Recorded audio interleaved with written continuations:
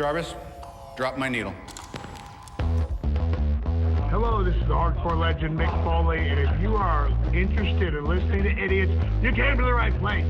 Have a nice day. Woo! That's an attention getter. He's a very strange young man. He's an idiot. What we're dealing with here is a complete lack of respect for the law. Oh my God, he's an idiot. You know, of course, that you're out of your jurisdiction. Personally, I think you're an idiot.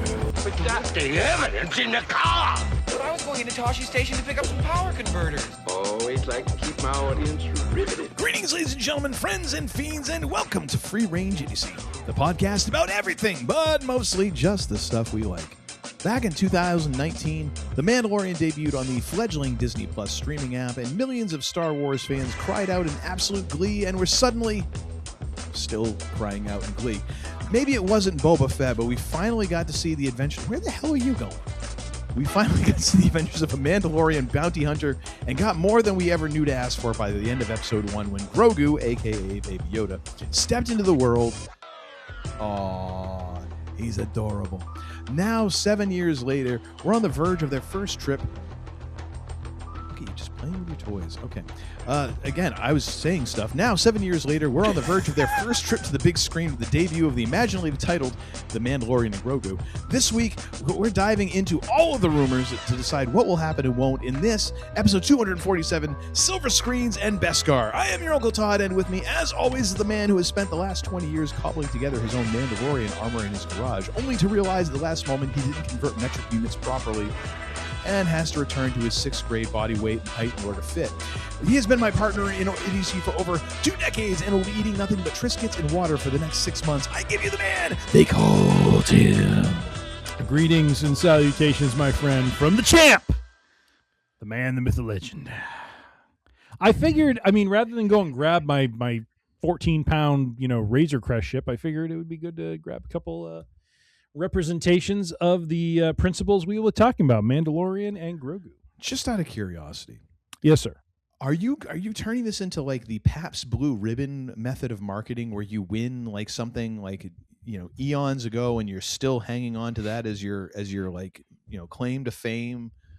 Because Pabst won a blue ribbon back in like 18-something or rather, and they're living off of that fame ever since. I am what I am. And what I am is a multi-time fantasy football champion, sir. I just had to hold the belt up to signify the win. I will now put it back on the shelf where it belongs. Oh, yeah, where it belongs.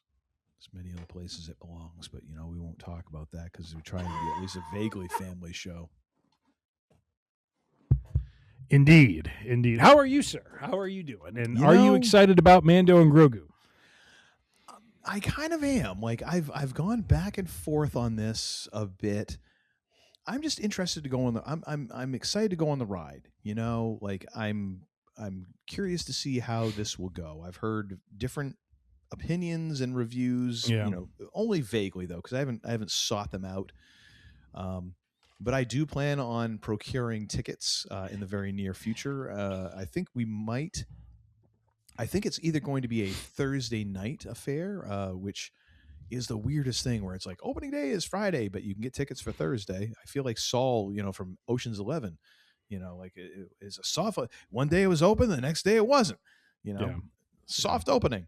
Either that or I think it might be a Friday afternoon because, one of the blessings of being self-employed is the fact that I can kind of piss off in the middle of an afternoon and go see a movie.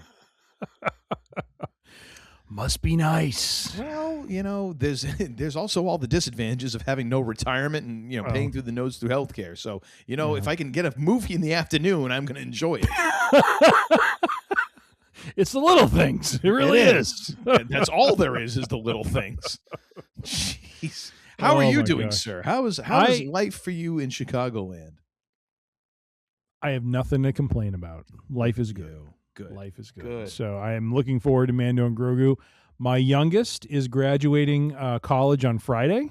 That's right. Oh my gosh. So you'll be empty nester. Oh wait, no, you won't. Well, we've been empty nesters. Now we are no longer. He's moved home and.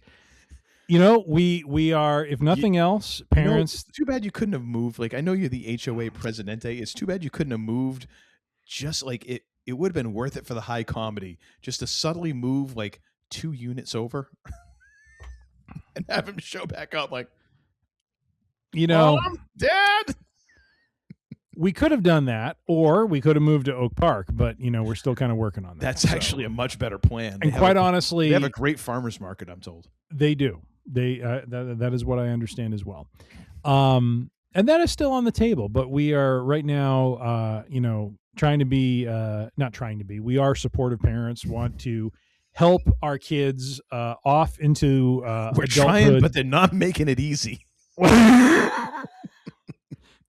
We're here. That's all I can say. We're here. We're supportive, and we're, our goal is to provide support so that they can, both of our kids can, move off and create, their lives. And some days the fact that I'm physically present and you haven't been lit on fire. And you know what? It's a win for everyone. I know. It's really just quite amazing. So Friday, it'll be kind of around high noon, a little bit before high noon will be the graduation ceremony. So probably Friday, I got to talk with my wife. I think Friday we're going to be doing a celebratory dinner.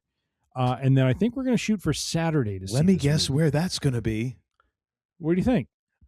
I'm betting Adele's. No, actually, I think we're going to go somewhere else. I think we're going to leave it up to my youngest to make that determination, and we will go where he wants to go. So I'm looking forward to that. But all in all, doing well. Looking forward to the movie.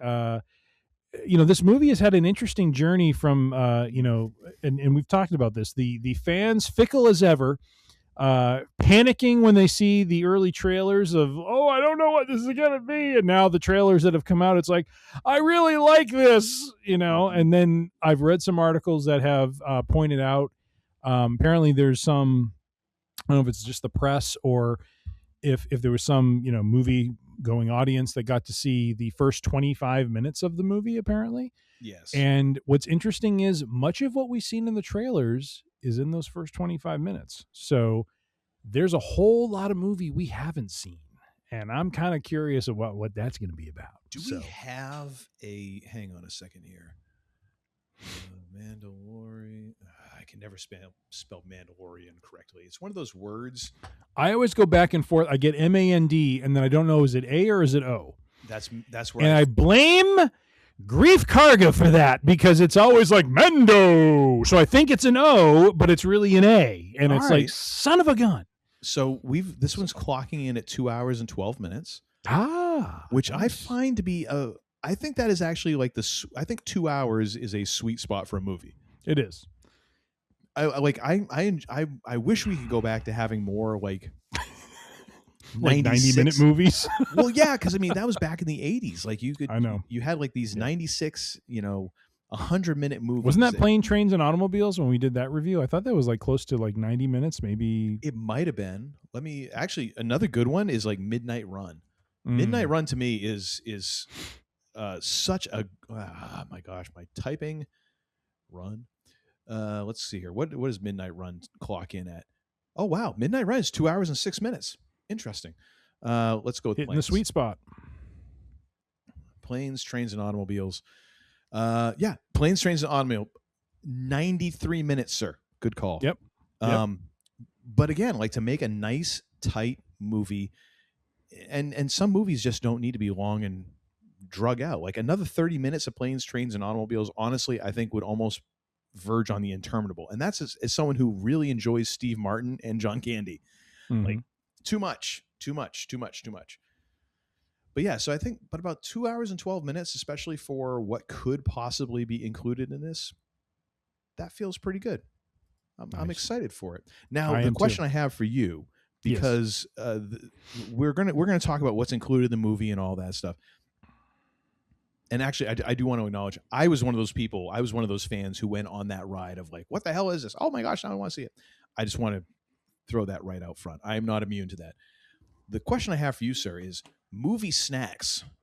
Are you a popcorn guy? You a candy guy? Do you go with a soda? You go with a seltzer? Like what? Being a low carb individual. Oh yeah. I don't delve too much into the snacks. If I do go a snack route, it is Sour Patch Kids. because I got to tell you, dude, I absolutely love the sour sweet thing going on there. It's like perfect. The problem is there's so much sugar in that. Like I have looked at that and I'm like, oh my gosh, like even gummy bears are healthier by this standard. I typically do popcorn, which again has its carbs, but it is in the spectrum of, what is food versus what is, really processed food. What came out of a laboratory? Yeah. Yeah. So I tend to go popcorn on that because I kind of, popcorn and water is what I like. So, well, I imagine too, like, because there's also a quantity thing, you know, like a tub of popcorn, you can say, oh, well, that tub of popcorn is the same carbs as a Sour Patch Kids. Well, yeah, it takes me longer to eat the tub of popcorn, though, so it spaces out over the entire movie, so I feel more satisfied. Whereas the Sour Patch Kids, I might finish those off in the first 60 minutes. Yes. Oh, I finish things off before the previews are done. I mean, it's like, I'm like, I have a mission. There's a mission here. To the bottom of the bag we go. I love how you all of a sudden you shifted from just happy and jovial to, oh, you don't know who you're messing with. That's right. That's right. Time. Shut your mouth. Sorry. Now, I got to tell you, the movie theater we tend to go to, which is called Studio Movie Grill, is a movie, is a theater / restaurant sort of situation. Oh, I don't like that. I don't like we typically when we go there, I don't order popcorn. I we order like food. So I get, either a, I'm trying to think what was the last thing I had when I was there. Cause it's been a while, like we don't go to the theater as much as we used to. So I'm kind of like struggling to remember what I had. There have been a couple times I've gotten popcorn. I do like, they have some pretty good salads, which I which is kind of, low carb that I can have. I think I've gotten in the past, burger with no bun. And then, I think they might've switched to tater tot. I'm a sucker for tater tots, dude. Oh my God. Not low carb, but by God, if there's tots to be had, I will be right on top of that. So all in on the tater tots at 50 years old, folks. So yep. You just don't, you just never get. You get old, but you never outgrow some things. So no, fried taters in different forms. Yes. Oh yes, just yes. In fact, I saw, speaking of Mando and Grogu, Burger King is doing a promotion where one of the items they have is like a cheesy sort of tater tot sort of thing, like, side. And it's funny. I was talking to either my wife or one of my kids, where I just kind of said, I'm really surprised like McDonald's and Burger King didn't adopt tater tots just as a standard side, a long time ago, because to me, that seems like untapped, revenue. I would order tater tots every single freaking time. I wouldn't do the French fries. I do the tater tots. Do you remember a couple times we've gone to? We should do an episode on tater tots. Well, so kind of are right now in a way, but so one of the times that we've met up in the last few years here was at the Friendly Toast in Portsmouth, New Hampshire. Yes, they Great have place. a thing called Some Like It Tot. It is jumbo cheddar tater tots, new school American cheese sauce, sautéed onion, bacon, and sriracha glaze. Oh, have mercy upon me! Oh my God, that is some good stuff. And they're freaking gigantic, dude. It's like it's not like it's a home. They make them there. Oh, and it is one of those things where I'm like, I didn't think you could improve on tater tots, but son of a bitch, you did. Good on you. You find ways. You find ways. I do enjoy popcorn, but I very rarely get it at the theater. I usually go the candy route, and I regret it every single time because I get a seltzer and like gummy bears or Sour Patch Kids, and I eat them all, and then about midway through the movie, I'm like, because it's like just the sugar and everything, and the carbonation is not playing well. I will say the last time I had Sour Patch Kids, I actually started to get a tooth, like there was an ache on one of my teeth. Mm-hmm. And I remember talking to my dentist about that because it was gone within 2 days, but I'm just like, what was that about? Because I'm like, I don't normally eat candy. Mm-hmm. I just thought I would treat myself to something one time. And at the theater, the bag I'm getting of Sour Patch Kids is not a massive bag. It is a, probably one serving bag of them or whatever. And and what she told me was like, yeah, she's like, that's how much sugar there is in those things. Like it hits your teeth a certain way, and you have to just kind of ride it out, because they're just like, I mean, she didn't say this, but my interpretation is, what the, your tooth is saying, what the high holy hell are you doing to me? Because when I was more into powerlifting, because now my back is completely shat out on me and won't let me do it. And my trainer, who was a powerlifter, and she's actually gone through her own rash of injuries as well. Yeah. But one of the things that she always had in her bag, like her gym bag, was Sour Patch Kids, because you could have a couple of those and it's quick carbs, like just all the sugar and everything. Oh. You'd have those and it gives you like almost this instantaneous boost. Your body just takes it in so quickly and starts processing that. If you kind of hit it right, like it gives you a tremendous boost right away. Yeah. So like she would be having like 2 or 3 Sour Patch Kids right before she was going to deadlift. And I'm like, that's friggin' insane. And she's like, oh yeah, there's people who like, they do like donuts and deadlifts. Like they'll just come in with, a bunch of people will be working out together and they get a dozen donuts and they just pound donuts and then they go and lift. Jeez, wow. That's incredible. Yeah, that's incredible. The thing is, I can't get on board with the whole restaurant movie theater thing. And I have never actually gone, but just knowing like the noises inherent within movie theaters as it is, with like candy wrappers and just people being idiots and stuff like that, I just really don't want to go and watch a movie with someone like slurping on their burger behind me and everything else. But honestly, it's not as bad as you think. In fact, I think it's better than just the popcorn candy stuff, because honestly, you don't hear like so you have that perspective. I would say we're on the other side of it, which is it's almost like foreign to go to a theater and not have that, because we go to that particular theater so much for our movie viewing, and we typically plan dinner around that. And so, we're just accustomed to, okay, this is our dinner. We're going to get a burger. We're going to get chicken fingers or, whatever. And, or chicken tenders. And so that's just kind of what we've become accustomed to. But, quite honestly, it's like, other than the servers bringing the food to you, and I really feel for these servers. Like I tip them very well, because I feel for the people who have to bring the food into it's not pitch black, but it's like, there's a movie going on. They're trying to not distract from the movie, but they got to bring the food out, and, all of that. And so I really feel for them. So I tend to tip them well, but like at least the food they present is really good, and it's a good experience that way. So I've come, again, me being the bougier end of this duo, I tend to appreciate that more, and like to engage in a little bit of frivolity with having some dinner with the movie. So I love how you act like I'm not frivolous. Like I'm way more frivolous than you in real life. You play it up here, but dude, I got 2 frickin' belts behind me that, I feel like I'm way more frivolous than you are. Actually, you're right. And I got a Razor Crest over there as well. I'm way more frivolous. You know what? I retract my statement. You frivolous bastard, you. Got a bass guitar over here as well, by the way. Would you get a life? Would you? I know. What the hell's the problem here? Jeez. Go and get a haircut, you damn hippie. All right. Damn right. Our plan for this was we were going to get right into these questions, and we were going to bang these out, and we have Let's get into it. So we've talked enough about where we watched the movie. Last Reel and Jabroni we did, ladies and gentlemen, was last July in 2025 for the Fantastic Four movie. Been a minute. Which, by the way, has established that Pedro Pascal is the Reel and Jabroni glue that keeps us all together here, because he was in that movie, and he is also in the Mando movie. He is.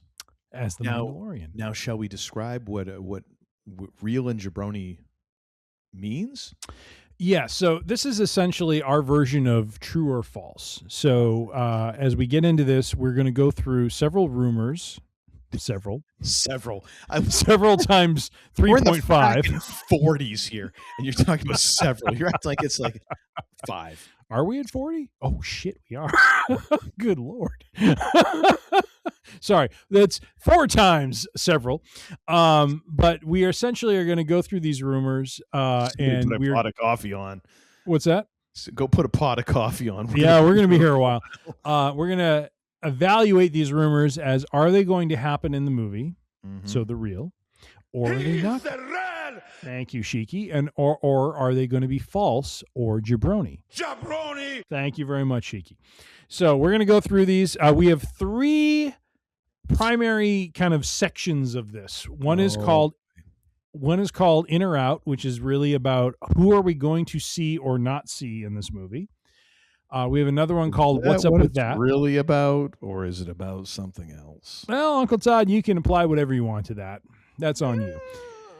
The second section is called What's Up With That, which is really about what the hell is this story about? And we're going to make some guesses and prognostications on that. Speculate wildly. That's really, speculate. Yes. There's like guesses. Don't fluff it up. Like we're just. And our last section is called, as a tip of the cap to our we're both fans of the Man in Black, Johnny Cash. When the man comes around, which is really, how is this sumbitch gonna end? And we get into some thoughts on that. So was it? Oh no! I keep thinking it's when the man comes around. I keep thinking that's the song that Undertaker used for an entrance once, but no, that was God's Gonna Cut You Down. Yes, you're right. Both from the incredible American recordings at the end of Johnny Cash's career. Indeed. So right. have I thoroughly described what the real and jabroni is? I think you have. All right. And shall we start? Sure. Do you have any concerns about this? Any questions? I've always got concerns, dude. You do. I do. But all right. Worth mentioning. Let's get into it. Here we go. Starting out our first section called In or Out. Number 1, Bo-Katan Kryze appears in the movie for more than a quick cameo. The real. Oh, I'm aspirational on this one. I'm just saying. You Kate are. Sackhoff was at the premiere. She was. Okay. She was. But then again, I think Chelsea Green and Matt Cardona were as well, and I don't think they have any part in the movie. Hey, the her service could be there, you know what I mean? So there was an Instagram reel that was, I'm sorry, the Hervis could be there. Yes, Secret Hervis, with Slagents, which is so freaking great. There was a reel with Jordan Grace where she was like, the caption was like, wearing sunglasses so no one can tell where I'm looking, and she's walking and she walks past. I saw that too. And then they cut, and she's just like outright like staring right at Chelsea Green's cleavage, and just the look that Chelsea Green gives to the camera afterwards, I'm like, that is why it is unfathomable why this woman is not being pushed more, because she would do well in the John Cena Classic. She would win hands down. She has this knack for just knowing what to kind of do, the little thing to do that just adds like the plus to the A, like, yep, it's so great. But yeah, so I think they were at the premiere for that. I'm like, so is everybody invited to this and us schmucks weren't? Like, come on. There's no like Portland, Maine premiere for this. Like, 5 of us all showing up to the Nickelodeon, as the winos walk past.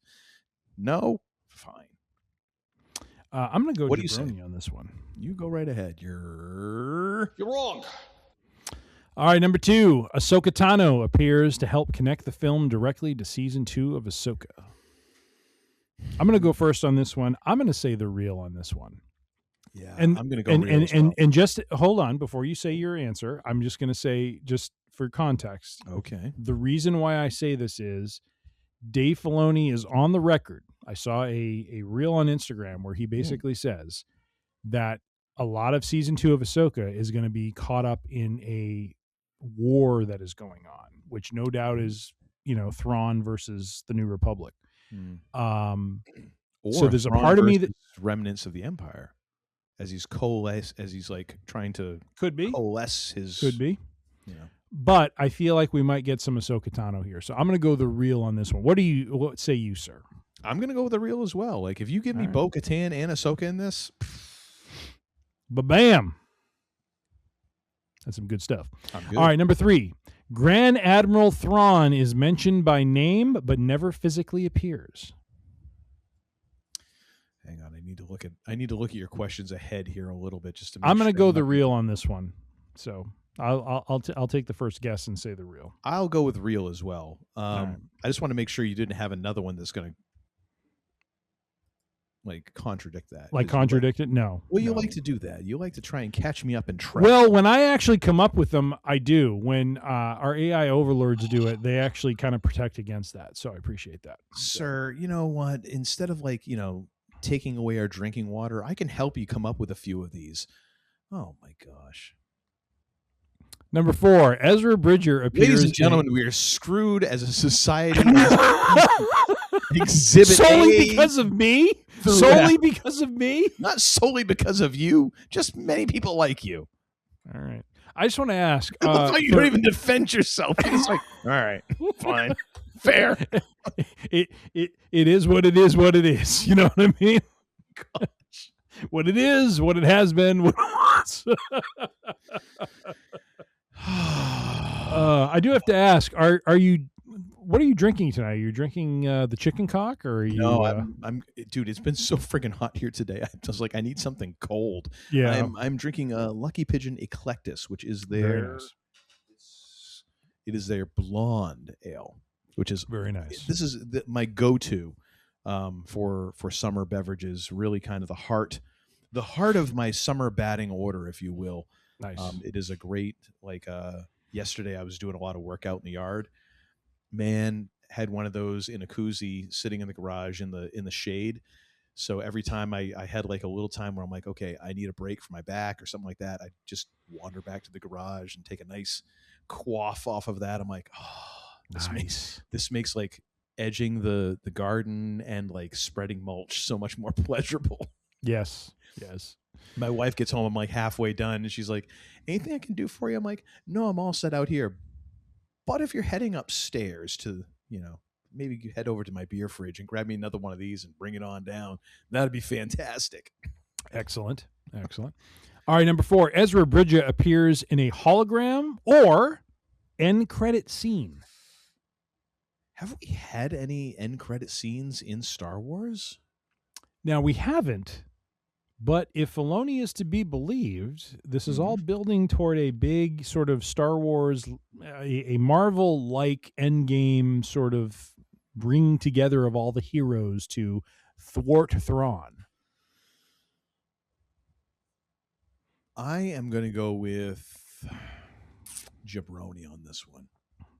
I'm actually going to join you on that one.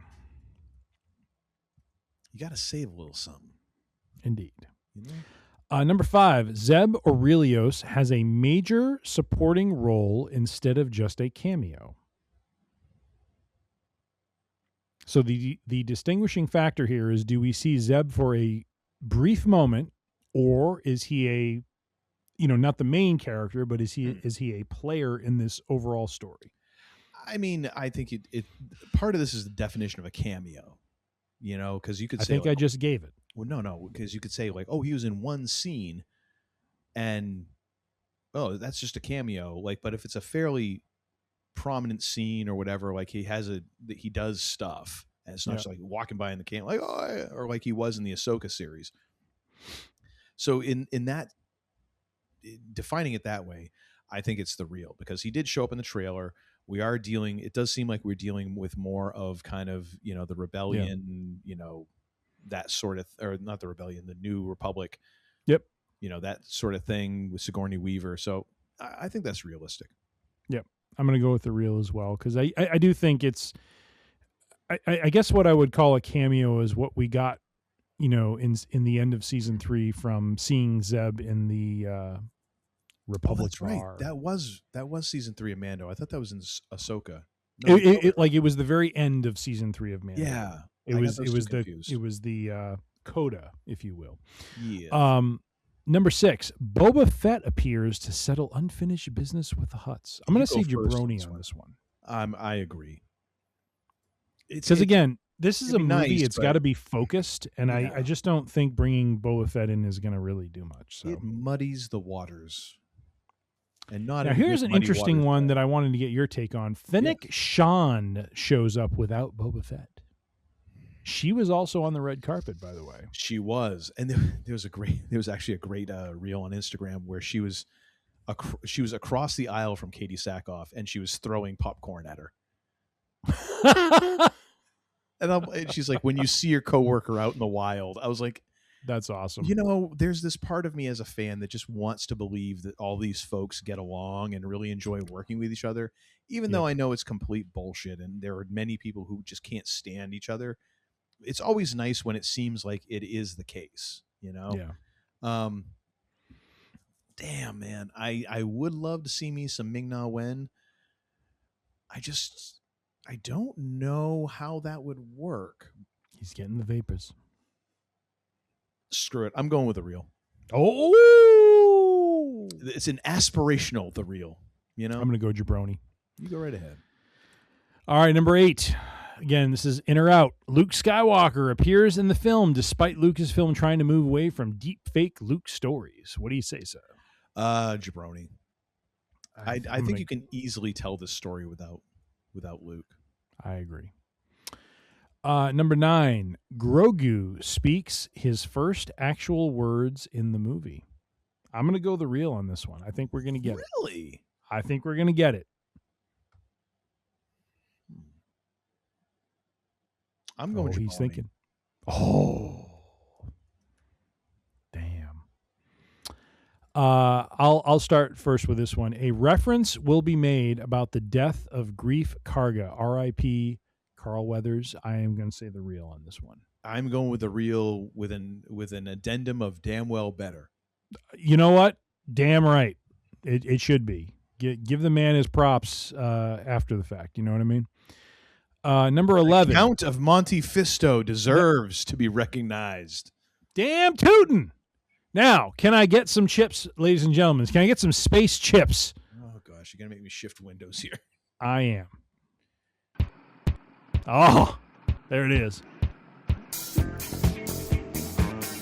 Number 11, ladies and gentlemen. It goes without saying. We get some Captain Carson Teva, and the space chips will grace us with their presence. Real or jabroni, sir? What say you? Hang on, I got to take that off because I'm just... You're going to get too funky. I'm funky like a bow-legged monkey. Yes. All yes, right, because I think I believe in one of the trailers we've already seen like a little bit of that base, and that kind of if we see that base, yep. 2, if we see Sigourney Weaver in a flight suit, yes, I'm guessing we're going to kind of see that sort of aspect of the New Republic. So yeah, I'll go with the real. All right. Number 12, Cara Dune is quietly recast and reintroduced. I'm going jabroni on that one. I will as well, because I think that at this point... Like, what does it even matter if she comes back? I mean, come on now. I think she will come back. I think that there's been enough time. I think there's been some fences mended. I don't think it's ever... Let's put it this way. Well, this says quietly recast, so it's not going to be... Well, no, and again, like, I don't think you need to recast her. I think that you could bring back Gina Carano in this. I don't know. She tapped out in 17 seconds. I don't want to see that in a movie. Well, I mean, they filmed it before that, so. Well, nonetheless, I don't think she'll be in this movie, but I don't rule out Gina Carano being in future, because there has been talk of like the fact that all that stuff is blown over and some, nice has been made, and the idea of that whole what was it? It was not the crap. Something of the New Republic, Marshals of the New Republic, or whatever, something like that. Yeah, I think it was. What was it? I don't know, but that whole like basically space chips, or kind of like U.S. Marshals sort of thing. Yeah, and Cara Dune was supposed to figure prominently in that. There was some talk, apparently rumors about that possibly being back in play, which would make sense. I mean, it's not something that needs to come up with any of the things that you have happening now. Like it could completely be on the periphery.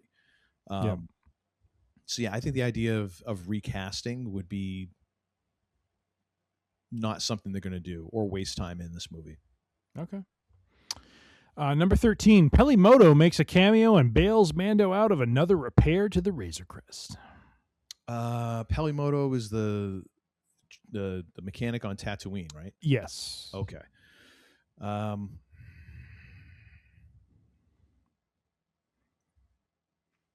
go with a reel on that because, yeah, I mean, she was kind of a mainstay of Mandalorian, so sure, why not? I'm going to go jabroni. And then our last in or out, we'll see Grand Admiral Thrawn and Captain Pelion communicate in a post-credit scene. Is that Firmus? Wait a minute. Who's Firmus? Is that Piat? That is Piat. Okay. So what's Pelion's first name? I don't know. You know, it ought to be something really just lame like Phil Pelion of the Coruscant Pelions. I'm looking it up. Of course. And they're going to have it. Gilad. Gilad? Captain Gilad Pelion. Fracking stupid. Anyways, talking about bureaucrats, baby. I'm going to go jabroni. I don't think there's going to be a post-credit scene because I'm struggling to think if there has been a post-credit scene in Star Wars. There hasn't, but it doesn't mean they aren't going to start doing it. But I'm going to say jabroni as well because I don't think it'll happen in a post-credit scene. It'll probably happen like maybe at the end of the movie or something. But I think it would be cool to see Grand Admiral Thrawn and Captain Pelion reunite, if you will. Maybe. All right. We get into what's up with that, can I just take a brief break? Okay, I just want to say for the record, the score right now is 0 for me, 3 for you. So I just want to say, strong like bull. One of these days, your bladder is going to burst, and you're going to have a geyser coming out your butthole. So, you know, I'm just not down with that. So, all right. Fair enough. A few moments later. So in my own defense, sir, I just saw this next category coming up, and I just wanted to make sure I could make it through. Fair enough. So what is up with that? What is up? What's up with that? That is our next section, ladies and gentlemen. We've wrapped up In and Out, and so our number 15 rumor, the central plot revolves around rescuing Rhoda the Hutt, Jabba's son. Real or jabroni? Rescuing? Isn't Rhoda like the jacked Hutt? He is, but maybe he's fighting against his will. I'm going to go the real on this one. Really? Yes. That's a pretty big step.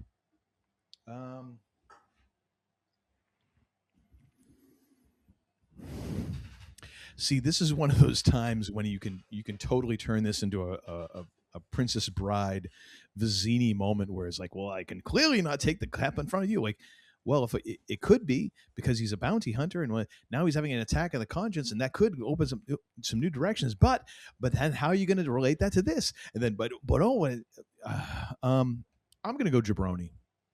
All right. I don't know if you can center all of this fuss around one Hutt, no matter how many abs that Hutt happens to have. Okay. All right. Our next one is the Imperial remnants are secretly organizing under one unified leader. Real or jabroni? Well,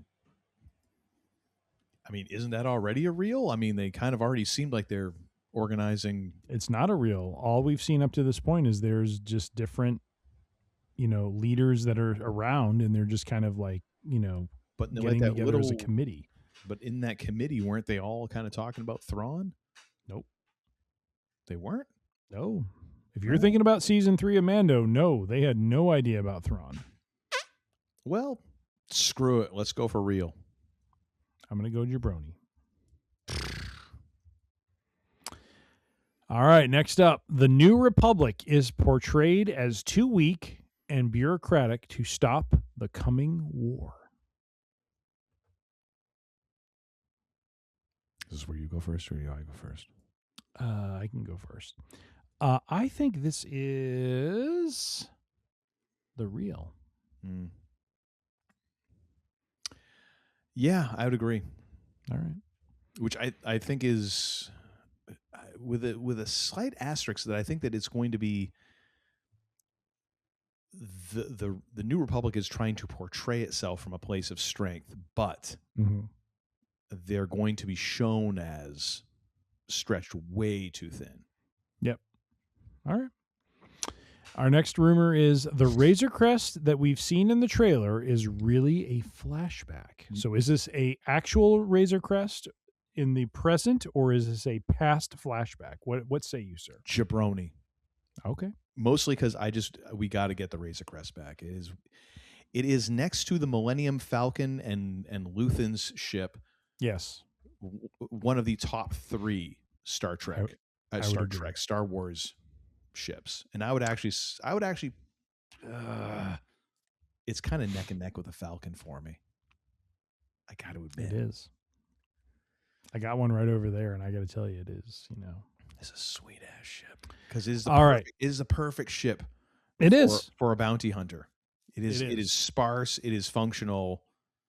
It has that same sort of look like It's got a friggin' freezing chamber in it. Well, but no, crying out loud. But just the look of it. There's something about it that, to me, in an odd sort of way, reminds me of the A-10 Thunderbolt 2, otherwise more colloquially known as the Warthog, ground support plane that was built by the U.S. Air Force for close ground support, and it has that gigantic friggin' 50 caliber Gatling gun that is, they built the entire plane around that. I believe they pretty much had that gun, and they're like, all right, build us a plane around this thing. And it is specifically built to be so redundant that it's some absurdly high percentage of its major systems can be damaged, and it can still make it back to base. The Razor Crest reminds me of that, where it looks like this ship where it's like you could be and again, we kind of saw that in the episode where they did the Apollo 13 reentry, where it's like it's barely limping along, but it's one of those deals where it's like it can take a humongous amount of damage, which is perfect for someone like a Mandalorian bounty hunter to just be able to. I just need to get home, that sort of thing. So pretty please don't make this a flashback. Give us the Razor Crest back. All right. In the name of all that is holy. Indeed. Our next one, Grogu's Force abilities dramatically evolve compared to Season 3. I'm going to go the real on this. What is dramatically? Well, we haven't seen really a whole lot from him other than, maybe pulling an object to himself, How about the time he stopped that freaking rhinoceros thing when he went to get the egg? That was pretty substantial. I mean, but I do agree. I think it is real. I think his Force abilities will have grown. Okay. Yeah. The movie introduces a new Mandalorian faction we've never seen before. Have we seen Night Watch? That's a good question. I don't think we have. Because I think wasn't that Rebels? Hold on. Oh, no, I think we did. Did we? I'm checking. Dear God, this is the problem with all this stuff. Yes, the Night Owls, the elite female-led unit of Mandalorian warriors, appeared in the Yes. So, Not yes. Night Owls. It wasn't there Night Watch as well? I asked, has the Mandalorian Night Watch appeared in the Mandalorian show? And it says, yes, the Night Owls, who may be the remnant of that. Huh.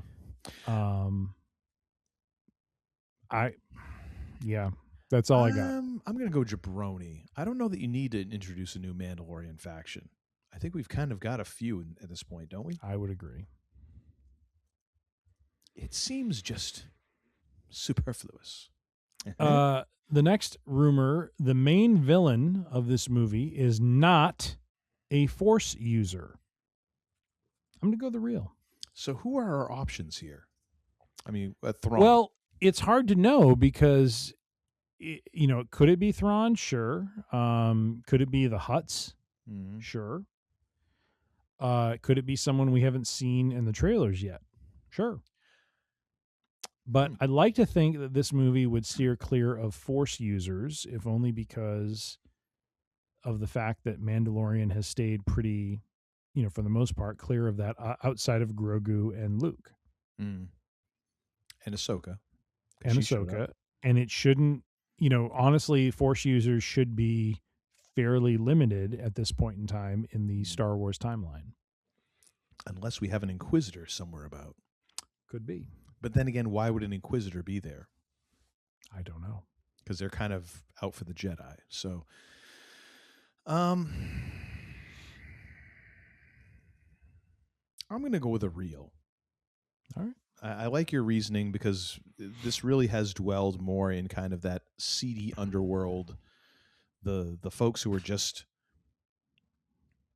in a way, like upper class, middle upper class. No, upper middle class. I'm sorry. Villains who are they're just trying to make a buck, man. They're just trying to stay out of trouble. They don't want to attract attention from the Empire. They don't want to attract attention from the New Republic. They just want their dollars and to go home, and I think that is kind of the bread and butter, and that'd be good. Indeed. Our next rumor. The film opens with a massive assault sequence against an Imperial base. Is this one of yours, or is this from, It's from the AI. Yeah. I'm going to go with Jabroni. Now, what are we counting as a massive assault? I just don't think it's going to involve an Imperial base. I think it's much more... It would be more Mando tracking down another, I would agree. Another puck or what, another queer, whatever you call it. Belgium. Our next one. The movie contains the darkest violence ever shown in a theatrical Star Wars film. I'm going to say jabroni on this one. This feels a little odd. I don't know how you define that, because literally in The Last Jedi, we had people like, I believe Kylo Ren, turned on a lightsaber and then blew a hole through one of the Imperial Guards' face. Like, I don't know how you... I guess I would qualify it as...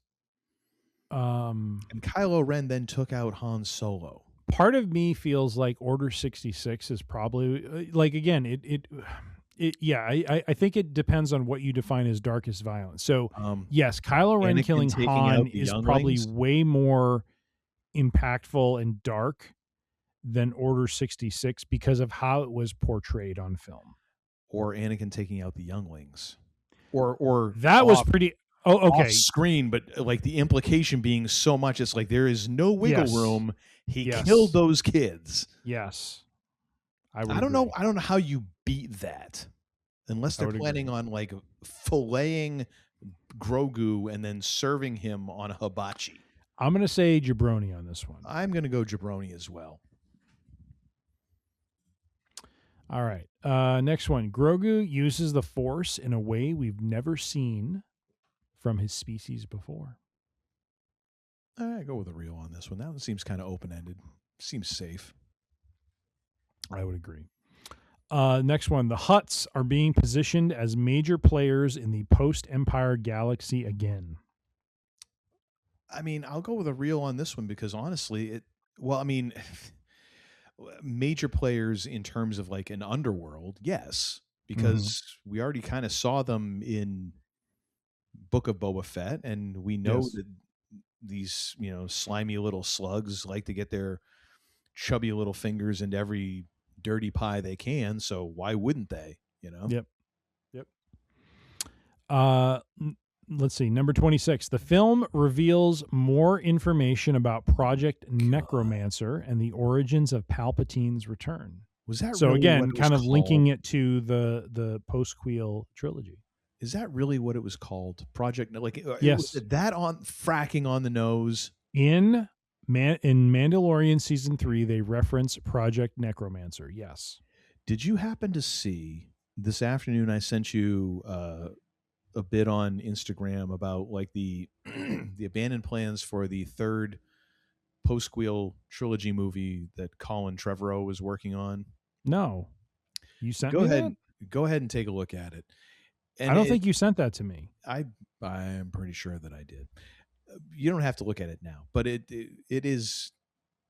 There are so many, like, dude, like Kaylin when she was 8 with a box of crayons could have come up with a better plan for Rise of Skywalker. You need to send it to me because you did not text it to me. I didn't text it. I sent you on Instagram. Oh, on Instagram. Okay, then I haven't looked. Anyways, but like that is just so stupidly on the nose. Like, yep.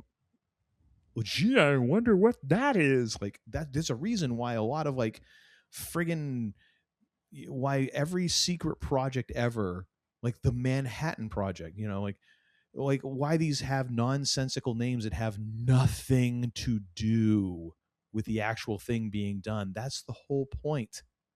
And here, like Project Neuromancer, a necromancer. I wonder what that is. Mm-hmm. Oh, frack me. Just add that on. So after all that, what is your decision?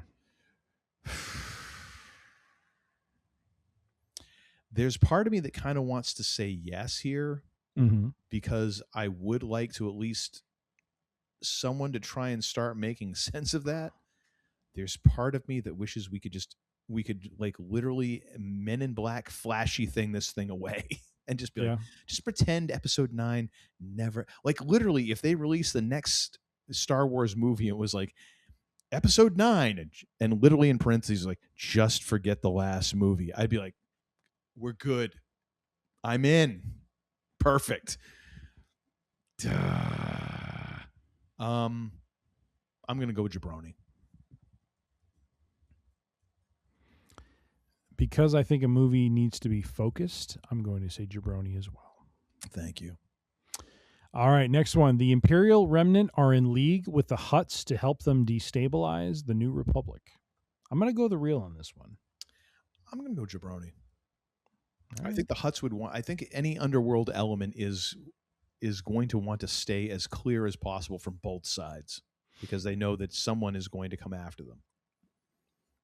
Like an organized, like as unless the New Republic is spread so thin that they know there is no repercussions to opposing them. Well, I clearly can't take the cup in front of you. But I mean, in terms of like an organized syndicate, like if you're organized enough where you're like, you know what, we can exist independent of this. I could see someone, if they're trying to strike out on their own, almost like a Salazzo from The Godfather, like you're trying to make a name for yourself, trying to make your bones. You're willing to take that chance. But otherwise, if you've already got an established base and you've got an established thing going, it's like, let's just stay out of everyone's way. And let's let them fight it out, and we'll make our money down here. We don't need to screw around with them. All right. You can make your bed and lie in it, my friend. I will. All right, the next one is the movie introduces a completely new Imperial warlord who could become a recurring villain. Possibility. Interesting, but again, like if we're building towards Thrawn, it would not make sense. I would agree. Yeah, I mean, unless it's an underling of Thrawn, like if you told me that Ruach or whatever his little pet is, that, but then again, the Rook. Well, no, it wasn't a different. Rook died in Rebels, so I was going to say, but that's the thing. Like he already died, so like unless it's a new lackey for Thrawn, like it kind of almost seems like you're introducing competition. Holy crap, dude! I've had enough beers. You don't need to like throw that like all of a sudden. Death stalks you at every turn. I'm gonna go Jabroni. Although the funny thing is, like, they could actually do the most hilarious thing ever. They could totally scream this thing. where they introduce this new warlord, and then like 25 minutes in, he dies a horribly embarrassing death. Yes, it's like, and so much for him, Yes. or her. Well, let's don't. All right. Our next rumor is the film includes a direct reference to the cloning research seen in the Bad Batch and earlier Mando seasons. So if you remember in season 3, there was a cloning project that was going on that Mando seemingly thwarted. Does it reappear here? Did we ever find? Oh yeah, because Grogu was the reason they were studying him is they wanted to clone him, right? Yes. And we know that in that's part of Project Necromancer is can we clone a Force user? My gosh, I can't believe that's and thereby Palpatine. And we know that in some way, shape, or form, even though Heir to the Empire is kind of like, what is it, Star Wars Legacy or something like that? Or yes. But we know Filoni would love to bring some of that into proper canon. Mm-hmm. And part of that is cloning. Yes. I'm going to go real. Wow. Even if it's in a vague sort of way, I feel like this would be a good way to... this would be actually a neater way to tie it in than the Project Necromancer thing. Okay. I'm going to go jabroni on this one. All right. Before we start When the Man Comes Around, I think I'm going to take my first break. Are you moving a fridge or you having a pee? I'm going to have a pee, but I think the fridge is coming at some point soon here. So, yeah. It's incoming? I'm going to take a break right now. All right. And be back shortly. You do that. 3 weeks later. But now, all right, we are back. When the man comes around. Are we ready, sir? The man comes around. Indeed. Hear the trumpets, hear the pipers. Number 30. The movie ends. Yes. The movie ends with the official reveal that Grand Admiral Thrawn has returned. Shit, we haven't even started the movie yet. The movie ends with the official reveal that Grand Admiral Thrawn returned and is leading the Imperial Remnant. I'm going the real. Ladies and gentlemen, I just love how after 247 episodes now, just Tim is so done with my bullshit. He's just like, I'm just going to... Just keep moving ahead. Moving ahead. That's all you can do. Just move ahead. It makes sense. It's like Mr. Obasanya says in Ted Lasso. Yeah. Do not fight back. Fight forward. And then he expresses his love for high fructose corn syrup. And I'm like, I knew I loved this guy. Indeed. I knew it. Indeed. I'm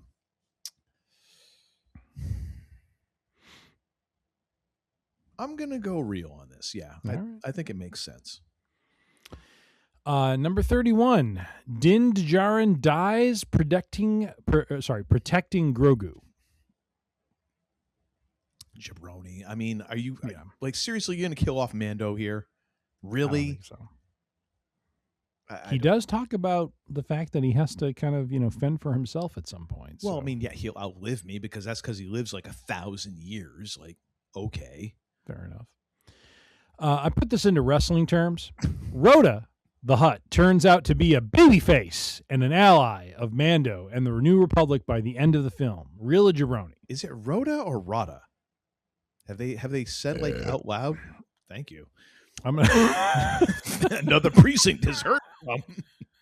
The votes are in, ladies and gentlemen. The has it. I'm gonna say Rota is the way to say that. Sweet Baby Yoda. What are we in for here? I'm gonna say the real on this one. Really? Okay. Yeah, I am. What about you?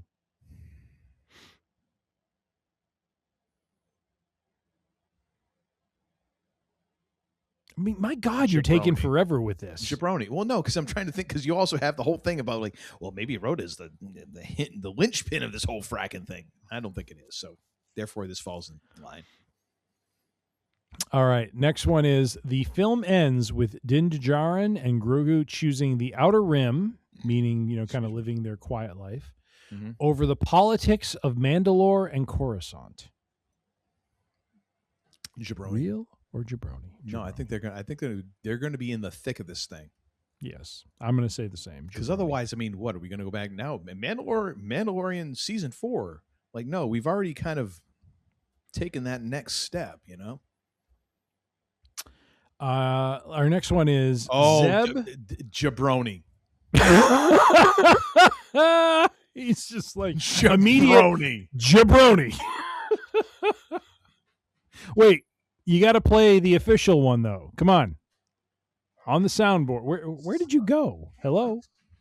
I'm getting another beverage. Would you calm the F down? I didn't know I was going to have to DJ this thing as well. Well, you do. You have the soundboard. Jabroni! Thank you very much, Sheiky. I wish I could give you that so you could play around with it too. No, it's not going to happen. I'd drive you nuts if I had control of it. So, you know. No, I'd still find a way to drive you nuts. That's our MO. That is the dynamic of our relationship, sir. Indeed. Our next rumor is Sigourney Weaver's character. Did you even finish reading it? Reading what? We both said jabroni, but did you actually even read the rumor? Yes, Zeb dies in action. Oh, okay. I didn't know if you finished it. Sorry. It was 4 words. How much reading does one need to do on that front? I don't know. It depends. Did you have sweet pickles at your school? God. I think we did. Hooked on phonics. Sigourney Weaver's character knows more about the Imperial threat than she initially reveals. Real or jabroni? I mean, that feels like a kind of a layup real to me. Really? Okay.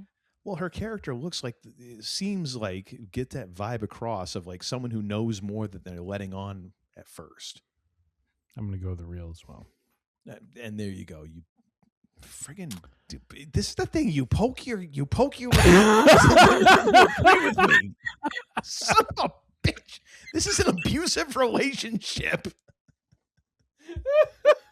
I'm not in a safe place, people. I'm not in a safe place. You need to come and help me. Oh, that's hysterical. From 2,000 miles away, this man is controlling me. Like a friggin'... It's actually 1,000. It's 1,000, by the way. 1,000? Whatever. See, again, here he is. He's contradicting me. I'm essentially a Muppet for this guy. People think I run this show. I don't. What are you Notice now? when I'm talking, his lips don't move. It's amazing. Yes, it's called listening. Oh, is it? Oh, it is. I'm unfamiliar. What are you with drinking that. over there, by the way? Can you send me the Wikipedia article on that? Sure. Well, no, I've run out of the Eclectus, so now we're on to the last of the Irish Red. Oh, okay. I like the joke because this has a very similar name to my trainer. I'm like, oh, it's healthy then, right? She's like, you're a complete idiot, and I can't help you with these things. Go talk to your therapist. Okay, we only have a few more rumors to go, sir, so we can either stretch this out or we can get through it. Up to you. I mean, hey, let's stretch this out. Let's try and Grogu. Oh, stop it! Stop it! Grogu officially takes the name Din Grogu on screen and fully embraces Mandalorian culture. Okay, this feels like this should be 2 different questions because if he takes the name Din Grogu, like it's tied to Mandalorian culture. I get it, but still, I'm going to go jabroni. Really? Mm-hmm. What do you say? Real. Oh, look at you. Gonna adopt that as his government name? Maybe. Let's see. Next one is the ending reveals that the Imperial remnants were distracting the heroes from a much larger threat. This is an interesting one because I could see this totally taking place. Well, if Thrawn is even vaguely involved, which if I'm not inebriated enough to have forgotten, I believe I've said that he would at least be somewhat tied into this whole thing. That would totally fit his MO. So I'm going to go with the real. I am also going to go with the real. Not to mention it kind of gives you an impetus to watch some more stuff. So the ending directly sets up Ahsoka season 2. I think this is the real. I'll go with the real on that as well. Let's see. The movie ends with a tease for another future theatrical Star Wars project. I should have deleted this one if I'm being This honest. seems so fracking. Oh, you know what? You should just delete this one. Make it an even 40. I'm just going to delete this one. This is this is so vague. Just by virtue of it being a Star Wars project, it tends to lead into another Star Wars project. All right. The This New is Republic why AI sucks, ladies and gentlemen. The New Republic ignores warnings about the growing Imperial threat, directly foreshadowing the First Order. I'm going to go the real. This is how they come to power. They ignore them. They think it's not real. They think it's jabroni, and then they get burned. Yes. Only because I feel like I'm seeing this play out in real time. So yes, I'll go with real. And our last rumor, ladies and gentlemen, we have already reached it. The Lord. We got through 40 of them in less than an hour and a half, and that includes a 15-minute breather for me to help my my son move out of his college house. Well, I mean, let's not exaggerate it here. So you helped him move stuff from his car into your house, like from your driveway into your house. You didn't like take a train over. Basically, next episode you will see a refrigerator probably over here somewhere. We'll hear it. You need to get something on the wall behind you, sir. You need some fine artwork or something. You know what I need? I need to basically put these belts into a frame. Is what I need to do. Well, but then you can't do your schmuck. Actually, you know what? You need to put them in a frame. That way you can't put them over your shoulder. I'll find a way. I know you I will. always find a way. I know you do. All right. The film ends on a cliffhanger instead of a clean, standalone ending. What do you say? Is this a neat and tidy episode, or is this a cliffhanger where we're like, damn, I want to find out what happens next? Well, let's see. We already know that Ahsoka Season 2 is coming. Yes. We know that they have more stuff that they want to do. We know that Filoni wants to do his thing. Mm-hmm. This is going to be this is the real. Like they're going to it's a cliffhanger. Yeah. All right. He's the red. All right. Finally, we hear from Shiki. Jeez, he's been sleeping over here. Too busy drinking, Well, fair enough. All right, that's it, ladies and gentlemen. 40 rumors. We've gone through them in record time. Uncle Todd thought this was going to be a slog, but we got through it. Oh, I'm looking here at another thing, and this could take about 40 minutes on its own. Oh my goch! How am I supposed to link this crap? I came in with a humdinger of a real and another thing. Sorry, I was on the real and jabroni still. And another thing is Star Wars: The Jedi Knight series. This is a set of games that I think you can download and probably run on current hardware. They were of the time period of the mid to late 90s, early 2000s. But they comprise of 5 games. Star Wars Dark Forces, which introduces us to the character of Kyle Katarn. Where it's very much in the realm of, if you're familiar with PC games in the 90s era, Doom and kind of that first-person shooter video game became very popular, and this was the Star Wars entry into that realm. So now I wasn't in the Doom game. Wolfenstein though. Yes, Wolfenstein was the other one. Yes, that was kind of the OG, wasn't it? Because I believe it was 100%. Oh my gosh, I remember so many hours playing that. Dear God. Should have been studying. But Dark Forces was such a great game, very much immersive, very much you were just kind of like, you could get into the missions. They were very well done. The scenery was, for the time, as well done as could be given the, processing power of the graphics chips and cards of that time. And so, yeah, just a great video game. It did have cutscenes in it, very much movie-like. Really? Yes, it did. The next game was Star Wars Jedi Knight Dark Forces 2. This is set. Dark Forces 1 was really about stealing the original Death Star plans. And so the mission ties directly into the events of A New Hope. Dark Forces 2 is set after the fall of the Empire, and it shifts the gameplay to a mix of first-person and third-person action. Kyle Katarn discovers his connection to the Force, his father's tie to the Valley of the Jedi, battling Dark Jedi to save the galaxy. This was a fun game to play because it was one of the first networked games. I remember playing this in. It was after we had after we lived together in Lilac Lane, and I was down in Derry.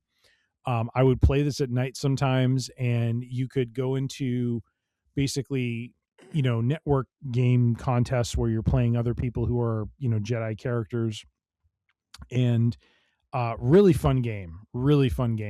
Great set of weapons. It wasn't just all about just the lightsaber, but also a variety of different guns. There was this one gun I loved to use. It was called the rail gun, and the secondary shot you could take with it was basically a sticky bomb so you'd fire, and it would be a bomb that would stick to your opponent, and after like 5 seconds would then explode. So it was really fun because it was kind of annoying in the sense that they couldn't defend against it. Now, was this as annoying as when we used to play Duke Nukem and the pipe bombs that I would... I don't want to talk about that. Shut your mouth. You just shut your mouth about that. I don't want to hear about it. Oh, that it was never fun. happened. Never happened. Oh, it did. And you got your ass kicked. Never happened. The next game was actually an add-on to Dark Forces 2 called Mystery of the Sith, and that was interesting because you went from playing Kyle Katarn to basically there's a point in the game where you hand off, and I had this game at one point, you hand off to Mara Jade, who is a character from Heir to the Empire. Ah, interesting. So that was very cool. Then there was Jedi Knight 2, Jedi Outcast. This is actually considered probably one of the best Star Wars action games, based on just the mechanics and how the gameplay took place. Players take control of a redeemed Kyle Katarn. He must recover his connection to the Force and combat a new sect of dark side cultists. And then the last game, which I did not play, was called Jedi Academy. Ironically, around this time is when I had 2 kids, and so I had to be kind of focused on being a dad as opposed to playing video games. So that one I did not play as much. Apparently, Kyle Katarn serves as more of a NPC, meaning a non-playable character, and you are more of a Jedi student who is schooled by him. So, so all around, just kind of wanted to bring this out. I know we were talking about Mando and Grogu, and I thought this was a good one to dig out and just say, hey, if you're interested in kind of looking at some games from the past, like these games were very well done. Probably seem in some ways a little, rudimentary compared to what is out there today, but was at the time considered, very cutting edge and very, very much pushing the edge of what graphics cards and chips could do at the time. So Star Wars, the Jedi Knight series, do check it out. That is my end. Another thing, sir, I have gone on for a while. What is yours? Well, I have a question for you before I go into mine. Sure, mine please. is actually kind of neat and tidy. At what point in this timeline from 1995 to 2003 did you send in your resume to LucasArts? Was it LucasArts Games? It was. It was actually, I believe trying to think, either the fall or the winter of 98. So it was before I graduated from UNH. I want to say that was when we were still living together, because I believe you had that like rejection letter, or rejection postcard, or whatever it was, and you showed it to me, and it was a point of pride, like they actually sent me something, which I look at that now and I'm like, dude, I don't know that I would have had the huevos to have sent my resume such as that. So my cap is tipped to you, sir. Thank you. So what we're talking like after right around Jedi Knight Mysteries of the Sith? It's around so I graduated December of 98. So probably between Dark Forces 2 and Mysteries of the Sith. Yes. Okay. Right on. Yes. Very so cool. Not necessarily trying to work for those games, but just trying to get in at LucasArts. Now, that was a blessing in disguise because, unfortunately, when we get to the mid-2000s, LucasArts Games is basically shut down. So they didn't even sell it; they just like shuttered the thing, right? It was shuttered, and looking back, it's like that would have been a significant move. I would have moved to California. I would have worked at their studios and would have been out of a job. And quite honestly, that was always the dream for me. Around a lot of other folks. I mean, what's that? You would have been around. You would have been in Cali around a lot of folks, a lot of connections. I would have. But at the same time, having read a book about the video game industry, it was a blessing in disguise to not get into that, because that is a very thankless job from what I can tell, where you put in a lot of hours and you give a lot of yourself. I mean, quite honestly, just, full stop, probably wouldn't have been able to have had a family if I had pursued a video game programming career. But it is very volatile, and it is one of those situations that even if you do well, it doesn't guarantee stability with your job. And so, from a family perspective and trying to, provide some stability for the family, probably not one of the best, avenues to go down, but that's just my perspective. There might be others who have a different perspective on that. So that's just me. That's just me. But nonetheless, sir, notwithstanding my and another thing, what is your and another thing?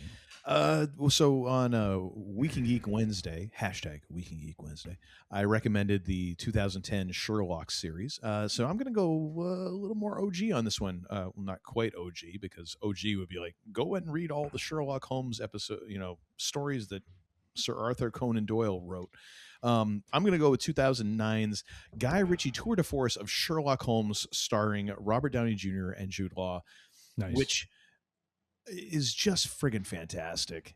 It is beautiful because, number one, Guy Ritchie is one of my favorite directors ever. He has such a great style about him, and one of those types of things where you could skip the credits and you start watching the movie, and after about 20 minutes, you're like, okay, I'm definitely watching a Guy Ritchie movie. Like the cuts, the pacing, everything. The dialogue, all of it, the way that he kind of manipulates a story and shows you these characters and establishes the characters it becomes such a like singular thing that you're like, oh, it's this dude.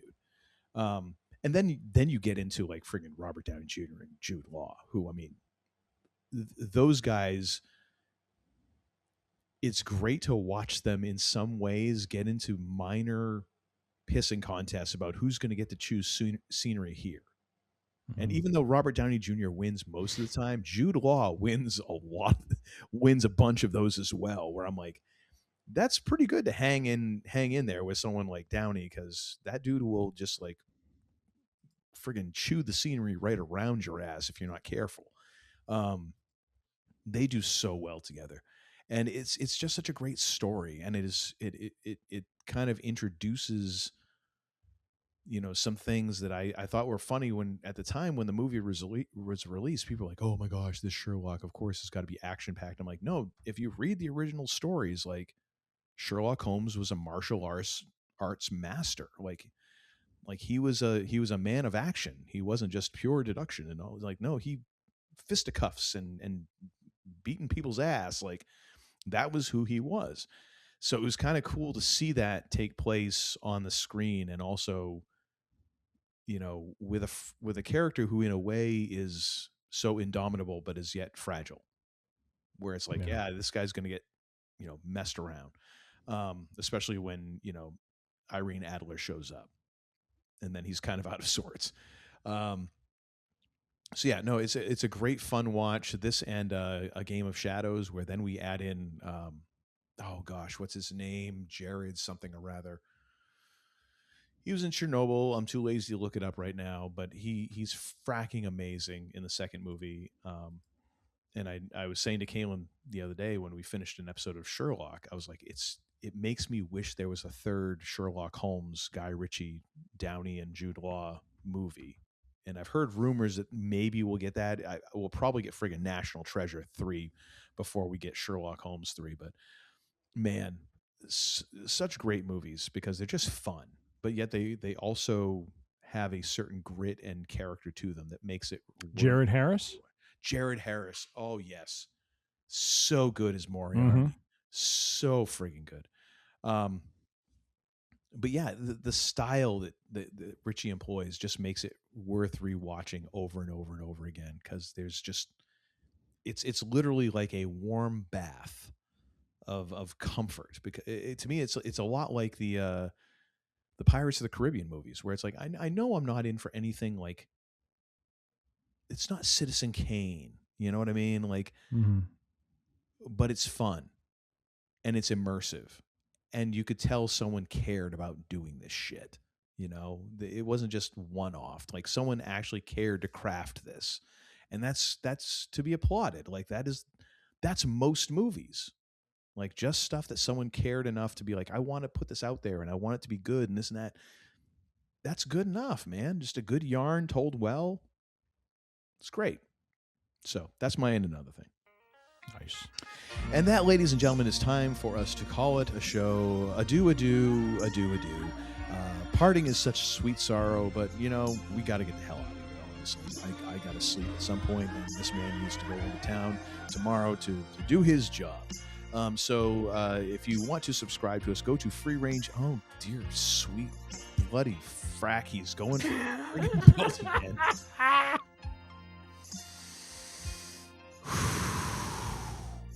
If you want to subscribe, go to freerangeedc.com and you can subscribe to the Podbean app. You can also download our episodes there one at a time or all at once. You can go to any of the fine podcast purveyors out there. You can go to Apple Podcasts, Spotify, Pandora, Amazon, many, many others. Just search for Free Range EDC. You'll find us.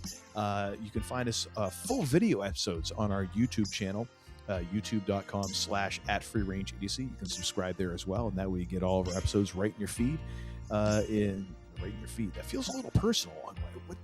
You're holding it so close. See, you're like my wife when she's like, here, look at this, and she puts the phone like a quarter inch away from my eyeball. I'm like, how can I see anything? I see 1 pixel. How much bourbon have you had? Have you finished off that Old Forester bottle? I have not. Okay, all right, fine.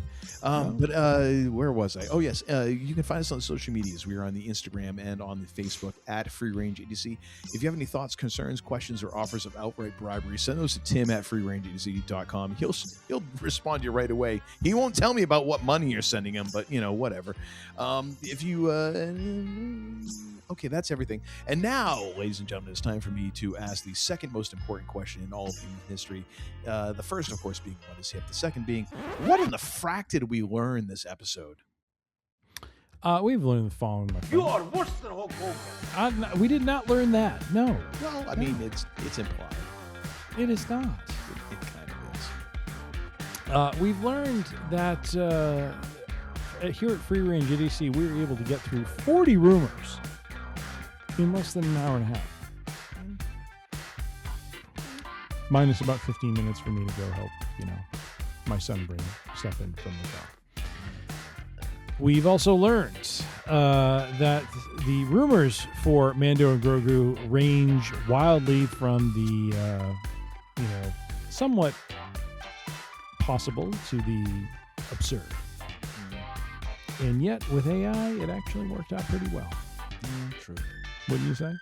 Somewhat better than the ones I would have come up with. We've also learned that Uncle Todd loves to see man they call Tim, whip out the World Heavyweight Championship. Jabroni, you're wrong. Makes you humble. I love how he has the soundboard ready to go when I do this bit. You can sip on your beer, but I understand what the message being sent is. Make you humble. I am in control. Yeah. We here at Free Range EDC, we've also learned that we here at Free Range EDC are very supportive of the Mando and Grogu movie and look forward to seeing how it turns out and if any of our reels come to fruition, or will we merely experience jabronis across the board.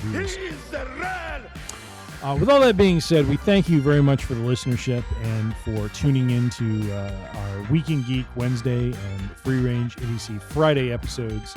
As always, we like to close things out here on the range. Be safe, be healthy, be kind, be good to one another. You don't have to go home, but you can't stay here. The range is closed for now. This is the way. I like a Mussolini. It's like I picked the wrong week to quit drinking. I think you've had about enough. Well, I think you're wrong, you increasingly attractive-looking woman. You know, you're really pretty. Oh, stop. No, I'm serious. You could be in magazines. You could. And not just like Jugs or Creamsicle. Call me. She won't call. Oh, here's a pleasant sight. Cirrhosis the Wonder Dog. I'm not drunk, all right? I just have a speech impediment. And a stomach virus. And an inner ear infection. I beg your pardon, what did you say? Fat, drunk, and stupid is no way to go through life, sir. Damn! You're such a disappointing pair. I prayed so hard for you. Get out. And don't come back until you've redeemed yourselves. So say we all. So say we all. I mean, that really got out of hand fast.